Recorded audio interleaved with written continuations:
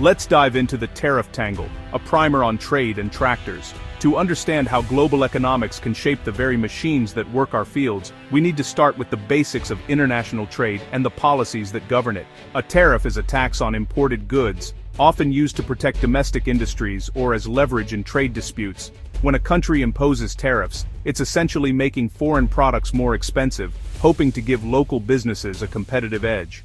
But these taxes can also spark retaliation from other countries, leading to a back and forth that can disrupt entire industries. When the Trump administration imposed tariffs on steel and aluminum, it aimed to boost American manufacturing. The idea was to encourage companies to buy American-made materials, supporting local jobs and industries. However, the reality is often more complicated, especially for companies that rely on a global network of suppliers. For John Deere, which sources parts globally, this meant a sudden spike in production costs. The company depends on a complex web of suppliers from all over the world, each providing specialized components that are essential for building their iconic green tractors. The company's supply chains were disrupted, and every imported ton of steel or aluminum became more expensive. This wasn't just a minor inconvenience, it affected the price of nearly every tractor rolling off the assembly line. This wasn't just a policy debate, it hit the factory floor and boardroom, forcing tough decisions. Executives had to weigh the impact on profits, while workers worried about job security and the future of their livelihoods. John Deere's tractors may be assembled in Iowa, but their parts come from around the world. From precision electronics in Europe to steel from Asia, the global supply chain is the backbone of modern manufacturing. The tariffs force the company to choose, absorb higher costs or pass them on to American farmers already under pressure. For many farmers, even a small increase in equipment prices can make a tough year even harder. This dilemma would define John Deere's struggle in the era of Trump's trade wars, highlighting how decisions made in Washington ripple all the way to America's heartland, affecting everyone from factory workers to the farmers who feed the nation. Now, let's talk about the green giant's burden, how tariffs have shaken the very foundation of John Deere, a company that's been a symbol of American agriculture for generations. When tariffs were imposed, John Deere's bottom line took a direct hit. The company, which relies on a global supply chain and international sales, suddenly found itself squeezed from both sides, paying more for imported parts and selling fewer machines abroad. The financial impact was swift and severe.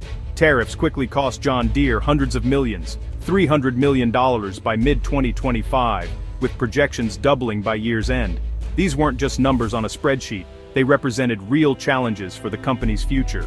In just one quarter, the company lost $200 million due to tariffs, slashing earnings by a staggering 40%. Production lines slowed, and the once busy factory floors grew quieter as uncertainty loomed. Net income dropped 26%, and sales fell 9%, with large machinery sales expected to decline up to 20% for the year. Dealerships saw unsold tractors piling up, and showrooms that were once bustling with customers became eerily empty. Fewer farmers were buying, squeezed by higher prices and economic uncertainty. At the same time, it cost more to build each machine, as the price of steel and other imported components soared. John Deere managed to beat Wall Street's worst expectations, but only through aggressive cost-cutting and streamlining operations. Every department felt the pressure to do more with less. This meant layoffs and tough choices, as the company scrambled to offset losses. For many employees, the uncertainty was personal. Jobs were on the line, and the future felt unpredictable. Executives called for stability, but the unpredictable tariff war made long-term planning nearly impossible. Every new policy announcement sent shockwaves through the company's leadership. The company was forced into a reactive mode, constantly adjusting to new threats beyond its control. For John Deere, the tariff battle wasn't just about numbers, it was about survival in a rapidly changing global economy. Let's delve into a political tug-of-war, Trump's threats and Deere's difficult decisions. Facing rising costs, John Deere considered shifting operations abroad to avoid tariffs. President Trump threatened a 200% tariff on Deere products if it moved jobs out of Iowa. Despite the risk, Deere expanded a $55 million facility in Mexico to stay competitive. To fund this and offset losses, Deere laid off nearly 2,000 Iowa workers, painful for local communities. The company was caught between economic survival and political pressure, forced to make tough, controversial choices. The result? A stark example of how protectionist policies can backfire, hurting the very workers they aim to protect.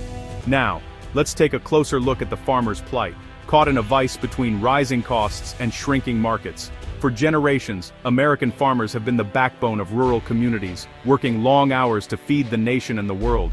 But in recent years, their livelihoods have come under increasing pressure from forces beyond their control. Farmers, John Deere's main customers, faced a sharp rise in equipment prices as manufacturers passed on the burden of new tariffs and higher input costs. The price tags on tractors and essential machinery soared, making it harder for farmers to invest in the tools they needed to stay competitive. At the same time, major export markets like China retaliated with tariffs on U.S. crops, slashing demand and driving down prices for American farm goods. Soybeans, corn, and other staples piled up in silos, waiting for buyers who never came.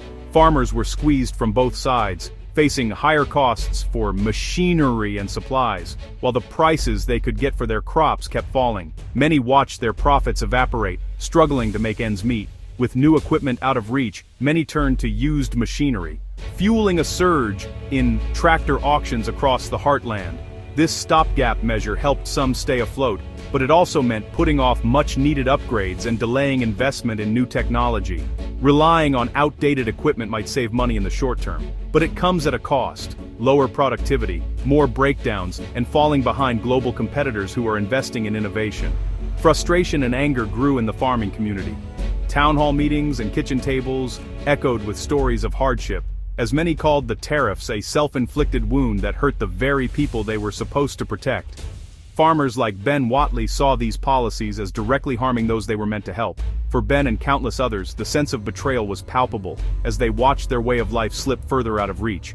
The trade war pushed many family farms closer to the brink, eroding not just their purchasing power, but also their hope for the future. Some were forced to sell land that had been in the family for generations. The impact was unmistakable: rising costs, falling revenues, and a growing sense of uncertainty across rural America. For many, the question was no longer how to thrive, but how to survive in a world that seemed to be turning against them. The challenges at John Deere and on family farms were part of a broader crisis in American agriculture.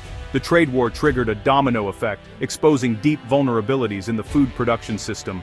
By mid-2025, the U.S. posted a $19.7 billion agricultural trade deficit, a historic reversal. Retaliatory tariffs devastated exports, especially to China, leaving farmers with surplus crops and tumbling prices. The uncertainty paralyzed investment and long-term planning across the sector. Rising costs and falling revenues threatened the viability of American agriculture, with experts warning of lasting damage. The system's ability to produce affordable food was being put to the test, with the outcome dangerously uncertain.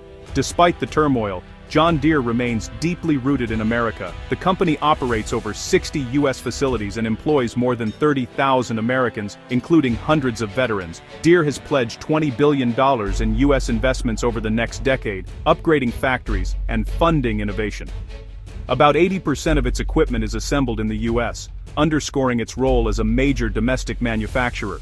Yet, a quarter of its parts are imported, where tariffs hit hardest. This dual identity, American manufacture, global supply chain, lies at the heart of Deere's dilemma. The company must balance national loyalty with global competitiveness, navigating a treacherous economic landscape. John Deere's story is one of adaptation, not abandonment. On the front lines, farmers and experts share a sense of deep concern. Many farmers feel they're paying the price for a trade war they didn't start, facing rising costs and lost markets. Experts warn that instability makes long-term planning and investment nearly impossible, threatening productivity. The shift to used equipment is a survival tactic, but it signals a lack of confidence in the future. If trade disputes persist, America's reputation as a reliable supplier could suffer permanent damage. Both farmers and analysts call for stable, open trade policies to restore confidence and growth. The message is clear. American agriculture is resilient, but not invincible. John Deere's tariff troubles highlight the immense challenges facing American agriculture. The sector stands at a crossroads, squeezed by high costs and low crop prices. Farmers are adapting, buying used equipment, exploring new markets, but resilience has its limits. Experts are divided. Some see a quick rebound if trade stabilizes. others warn of lasting damage and consolidation. The future depends on policy decisions in Washington and strategic choices on farms and in boardrooms. Can companies like John Deere balance global needs with American roots? Can farmers hold on until markets recover? The coming years will reveal if this is a passing storm or a fundamental shift for American agriculture.